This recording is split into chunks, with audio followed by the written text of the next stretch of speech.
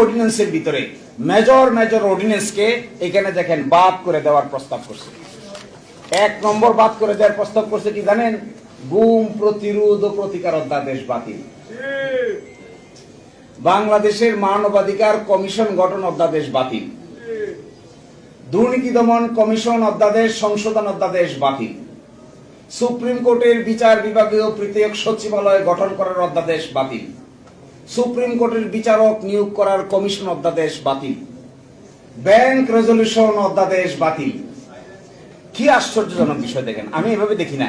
Scheme 133টা ordinance report publish হয়েছে গতকালকে রাতে। 133টা অর্ডিন্যান্স। সংস্কারের 2 ভাগ দেখেন,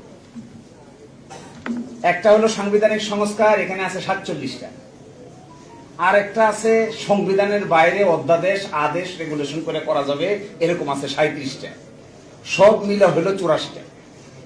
এই 47টার ভিতরে একমত হয়েছে 30টা, বাকি থাকে 17টা। আর এখানে 37টার ভিতরে কাজ করতে গিয়ে সরকার জারি করছে 133টা। এই অর্ডিন্যান্সের ভিতরে মেজর মেজর অর্ডিন্যান্সকে এখানে দেখেন বাদ করে দেওয়ার প্রস্তাব করছে। 1 নম্বর বাদ করে দেওয়ার প্রস্তাব করছে কি জানেন? গুম প্রতিরোধ ও প্রতিকার অধ্যাদেশ বাতিল, বাংলাদেশের মানবাধিকার কমিশন গঠন অধ্যাদেশ বাতিল, দুর্নীতি দমন কমিশন অধ্যাদেশ সংশোধন অধ্যাদেশ বাতিল, সুপ্রিম কোর্টের বিচার বিভাগীয় তৃতীয়ক সচিবালয় গঠন করার অধ্যাদেশ বাতিল, সুপ্রিম কোর্টের বিচারক নিয়োগ করার কমিশন অধ্যাদেশ বাতিল, ব্যাংক রেজলিউশন অধ্যাদেশ বাতিল। আছে কি? কোনটা আছে? এটা অ্যাড আছে না টেলিভিশনে, দেখবেন ককরোচ দিয়ে না কি দিনে নকআউট দেখছেন? এটা তেলাপোকা মারে, যে তেলাপোকা। আপনি আমাদের এখানে যে এরোসল আছে, যেখানে বেশি তেলাপোকা আছে এরোসল মারবেন, একটা এরোসল মারার পরে দেখবেন একটা তেলাপোকা আর একটা তেলাপোকার গলায় ধরে কান্দে। দুইটাই মৃত্যুপথ যাত্রী। একটা জিজ্ঞাসা করে আপনি কবে মরবেন, সে বলে আমি এখনই মরবো, আর একটা বলে আমার নিয়ে যাই। এইটা দেখে, এই প্রস্তাবগুলো দেখে আমার কাছে মনে হয়েছে জগতের মানুষ আমাদের দিকে তাকায় মনে করতেছে সরকারি দল বিরোধী দল সবই তো মরবে দেখি, এটা তো মরার বুদ্ধি। আচ্ছা বলেন, গুম প্রতিরোধ প্রতিকার অধ্যাদেশ বাতিল করার কি কারণ থাকতে পারে? একমাত্র ডিজিএফআই শাটারিং ছাড়া আমি তো আর কিছু দেখি না।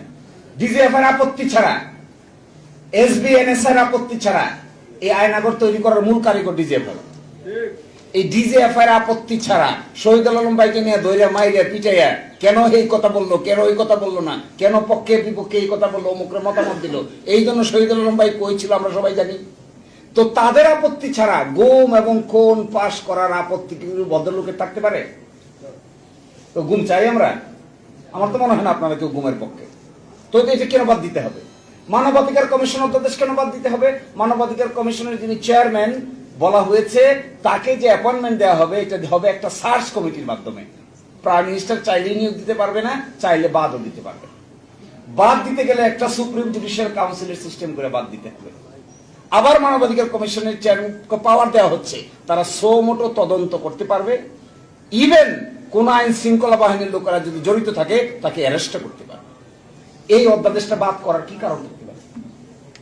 তার মানে কি তদন্ত কেউ করবে না?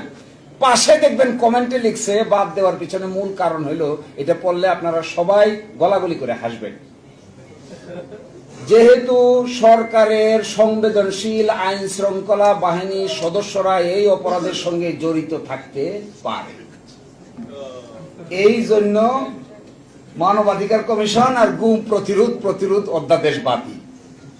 তো গুম তো করবে কে? গুম তো আইন শৃঙ্খলা বাহিনী লোকেরাই করে নাকি? গুম যদি আইন শৃঙ্খলার বাহিনী লোকেরা করে তার তদন্ত হইতে হবে না? আরেকটা ইন্টারেস্টিং, মানবাধিকার অধ্যাদেশের পিছনে কমেন্টে লিখছে যেহেতু এটা সরকারের কোন মন্ত্রণালয়ের অধীন নয়। আচ্ছা, মানবাধিকার কমিশন কি সরকারের মন্ত্রণালয়ের অধীন থাকার কথা? আশ্চর্য ব্যাপার, এটা স্বাধীন, তদন্ত করবে স্বাধীনভাবে, নয় এজন্য বাতিল। দেখেন, সুপ্রিম জুডিশিয়াল পৃথক বিচার বিভাগীয় সচিবালয়ের পাশে কমেন্ট লিখছে কি, পৃথক বিচার বিভাগের সচিবালয়ের পাশে কমেন্ট লিখছে যে সরকার ইচ্ছা পোষণ করলে এটা কার্যকর হবে।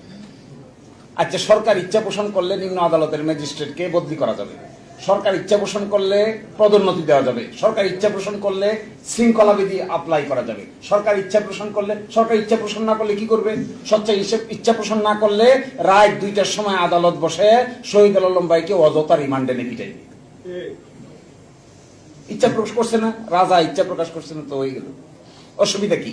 এর মানে কনক্লুশনটা আমি কেন বলতে চাচ্ছি, এর মানে হলো শুধু জুলাই সনদ না, এই সরকারের কর্মকাণ্ডের ভিতরে এন্টায়ারলি সংস্কার কর্মকাণ্ডের বিরোধিতা করে একটা শক্ত অবস্থান তারা নিয়েছে। যখন ঐকমত্য কমিশন আলোচনা হয়েছিল তখন আর্গুমেন্ট ছিল যে আমরা কেন এটা করব, এক একজন এক একটা বলছে। সর্বসম্মতিক্রমে ব্যাখ্যা ছিল যে এটা এই জন্য করতে হবে কারণ ক্ষমতাটা এত সেন্ট্রালাইজ, এক ব্যক্তির হাতে এত ক্ষমতা, এইটা যদি বিভিন্ন ব্যক্তিবর্গের কাছে ডিস্ট্রিবিউট করে দেওয়া না হয় তাহলে কোনোদিনই কোন সরকারের পক্ষেই এত ক্ষমতার মালিক হয়ে স্বাধীনভাবে আইনসম্মতভাবে কাজ না করে ডিক্টেটোরিয়াল মেন্টালিটি ডেভেলপ করতে বাধ্য হবে। তখন বলা হলো তাহলে কি করা দরকার? রাষ্ট্রপতি এবং প্রধানমন্ত্রীর ভারসাম্য। তো রাষ্ট্রপতি প্রধানমন্ত্রীর ভারসাম্য করা হয়েছে। এখানে ভারসাম্য করা হয়েছে যতগুলো সাংবিধানিক প্রতিষ্ঠান আছে, যেমন ধরেন সাংবিধানিক প্রতিষ্ঠান কি? Supreme court, chief controller auditor general, CEC নির্বাচন কমিশন, ওদিকে আছে পিএসসি পাবলিক সার্ভিস কমিশন। এগুলোর মধ্যে এমন একটা ক্ষমতা ডিস্ট্রিবিউশন থাকতে হবে যেন একটা আরেকটাকে নিয়ন্ত্রণ করতে না পারে। এই বিভক্তির অংশ হিসেবে যেগুলো অর্ডিন্যান্স দিয়ে করা দরকার ছিল এগুলো 133 অর্ডিন্যান্স, আর যেগুলো অর্ডিন্যান্স দিয়ে করা সম্ভব হয় নাই এটা হলো সংবিধান সংস্কার। সেই সংস্কারের জন্য একটা আদেশ দরকার ছিল, এই আদেশের নাম হলো জুলাই জাতীয় সনদ উইদিন ব্র্যাকেট সংবিধান সংস্কার আদেশ। এখন ওনারা বলছেন এটা অসাংবিধানিক, তাহলে কোনটা সাংবিধানিক? বিরাট প্রশ্ন। আমি কনক্লুশন ড্র করছি এটা, আমাদের জাতীয় জীবনের এই চরিত্রকে কিভাবে বিশ্লেষণ করা যাবে তা হয়তো ইতিহাসেই বিবেচনা করবে। কিন্তু আমার কাছে মনে হয় এই যে চোর পুলিশ খেলতে খেলতে যে 56 বছর পার করলাম, ঘুরে ফিরে কিন্তু আমরা জায়গাতেই থাকলাম।